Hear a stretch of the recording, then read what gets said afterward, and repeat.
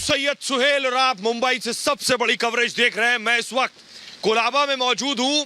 कोलाबा में hotel president, यहीं BJP के विधायक रुके हुए हैं, रात भर यहीं रुके थे, बड़ी बैठक यहां हुई थी। और मुंबई में इस वक्त रिपब्लिक की आपको बताऊं सबसे बड़ी टीम मौजूद है, सबसे बड़ी कवरेज आप देख रहे हैं। और बड़ी खबर यह आ रही है कि संजय राउत अभी भी ट्वीट कर रहे हैं, संजय राउत अभी भी बोल रहे हैं। खबर यह है कि संजय राउत ने कहा है कि हमें अपनों ने धोखा दिया है। संजय राउत ने आज सुबह सुबह उठे और एक और ट्वीट कर दिया। संजय राउत लिख रहे हैं कि मुझे अपनों ने धोखा दिया है। संजय राउत ने बाकायदा एक तस्वीर पोस्ट की है। उस तस्वीर में पीठ में जख्म के निशान है। और संजय राउत ये कहना चाहते हैं अपनों ने जख्म दिए। जरा सुनिए संजय राउत क्या कह रहे हैं।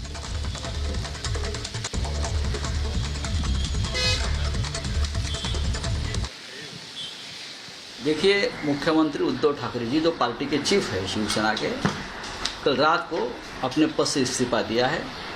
सर्वोच्च न्यायालय में जिस प्रकार का निर्णय आया है उसके बाद पद पर रहना उनके लिए उचित नहीं था। बहुत ही नैतिकता की राजनीति करने वाले वो नेता है। कल त्यागपत्र दिया है। लोगों से अपील की है कि किस परिस्थिति में उनको ये पद छोड़ना पड़ा। 2.5 साल तक उद्धव जी के नेतृत्व में कांग्रेस और राष्ट्रवादी की सरकार चली, शिवसेना उसमें थी अर्थात, और सभी का उनको सहकार्य मिला, सोनिया गांधी हो, पवार साहब हो। लेकिन उद्धव जी ने जाते वक्त कहा कि मेरे ही लोगों ने मुझसे गद्दारी की, बेईमानी की, इसलिए ये सरकार अब मैं नहीं चला सकता हूँ। लेकिन Shivsena is not born for power, power is born for Shivsena. हम सत्ता के लिए पैदा नहीं हुए, सत्ता हमारे लिए पैदा हुई है। ये बाला साहब ठाकरे जी का एक मंत्र रहा हमेशा। हम वापस काम करेंगे और फिर एक बार अपने बलबूते पर सत्य पे आएंगे। धन्यवाद।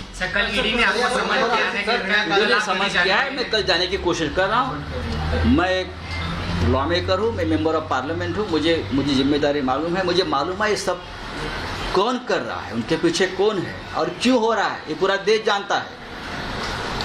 देश के सभी विभागों के मुख्यमंत्री, हमारे अपोजिशन के नेता, सबके मेरे पास फोन आ रहे हैं।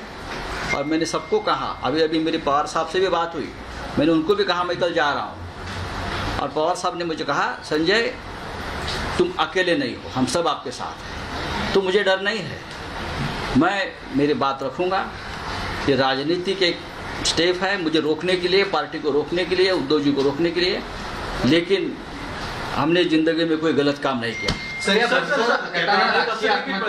काल ज्यावेळी मुख्यमंत्र्यांनी राजीनामा दिला त्याच्यानंतर पृथ्वीराज चव्हाण यांनी एबीपी माझ्याशी संवाद साधला आणि असं सांगितलं की कदाचित मुख्यमंत्र्यांच्या नेतृत्व गुणामध्ये कुठे ना कुठे कमी राहिली, त्याच्यामुळे ह्याच्यावरती पाहू आम्ही।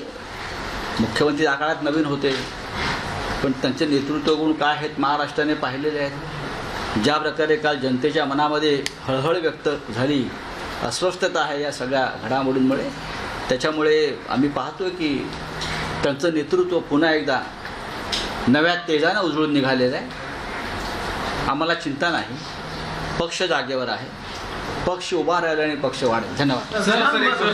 राजीनामा द्यायला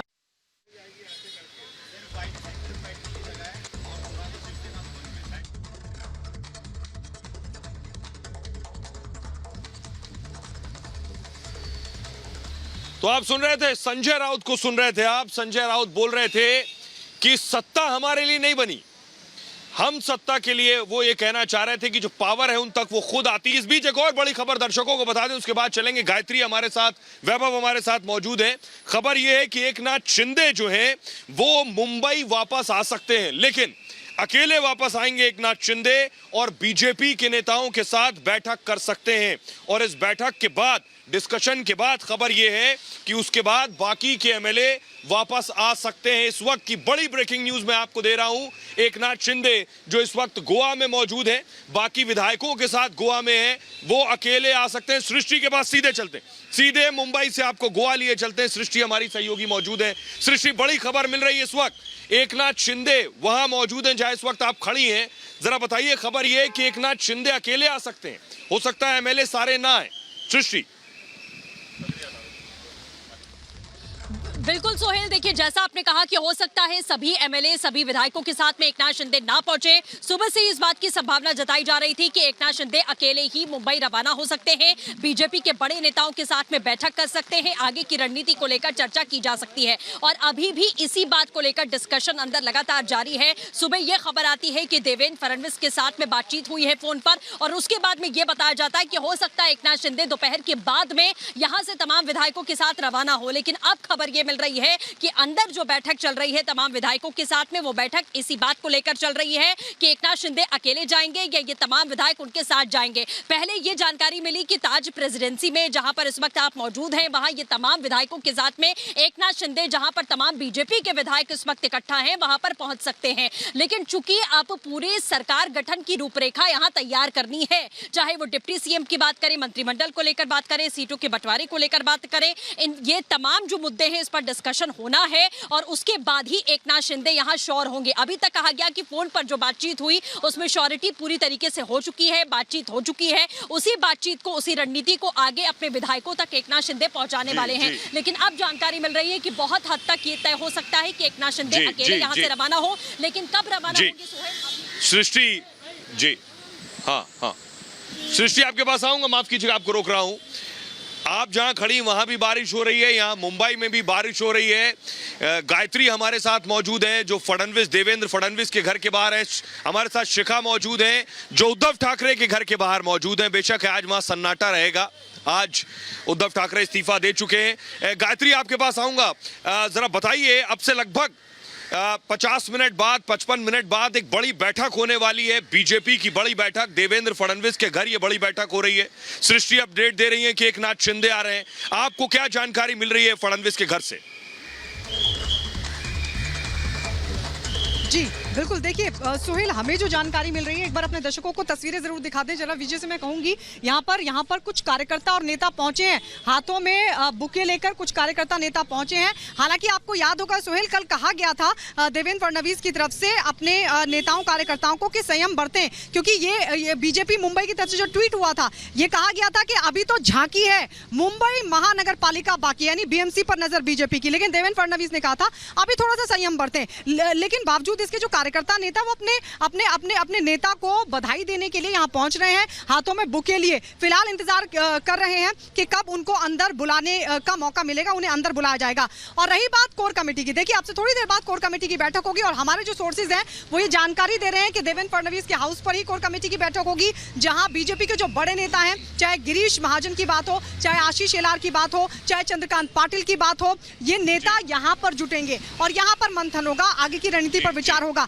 एकनाथ शिंदे को लेकर भी यही जानकारी मिल रही है। देखिए सोहेल, एकनाथ शिंदे को लेकर जानकारी मिली कि एकनाथ शिंदे देवेंद्र फडणवीस के हाउस पहुंचेंगे और यहीं पर मंथन होगा, यहीं पर विचार होगा। उसके बाद दोनों मिलकर राजभवन जा सकते हैं, राज्यपाल से मुलाकात करेंगे और कहेंगे कि आप हमें सरकार बनाने का मौका दीजिए। तो एकनाथ शिंदे वहां से सीधे यहाँ पहुंच सकते हैं, ये बहुत बड़ी जानकारी अपने दर्शकों को बता दें। देवेंद्र फडणवीस के पास पहुंचेंगे और आगे किस तरीके से बढ़ना है उस पर दोनों के बीच बातचीत होगी। सोहेल जी, एक और खबर आ रही है। गायत्री एक बड़ी खबर दे रही है, दूसरी बड़ी ब्रेकिंग न्यूज मेरे पास है। गायत्री बता रही है, सृष्टि ने बताया कि एकनाथ शिंदे जो हैं वो गोवा से चलकर मुंबई आएंगे और अकेले आएंगे। गायत्री एक बड़ी खबर दे रही है कि एकनाथ शिंदे देवेंद्र फडणवीस के घर पहुंचेंगे और उनके घर में बड़ी बैठक होगी। और इस बीच एक और बड़ी खबर आपको बता दें, चंद्रकांत पाटिल जो हैं, जो बीजेपी के प्रदेश अध्यक्ष हैं, वो भी बीजेपी के विधायकों से मिलेंगे और यहीं जहां मैं मौजूद हूं, यहीं ताज प्रेसिडेंट में किसी भी वक्त पहुंचेंगे चंद्रकांत पाटिल, बीजेपी के प्रदेश अध्यक्ष। तो बड़ी खबर लगातार आ रही है मुंबई से, लगातार पॉलिटिकल डेवलपमेंट्स हो रहे हैं, जो सियासी घटनाक्रम है वो बदल रहा है। आज बैठकों का दौर होने वाला है। एक और बड़ी खबर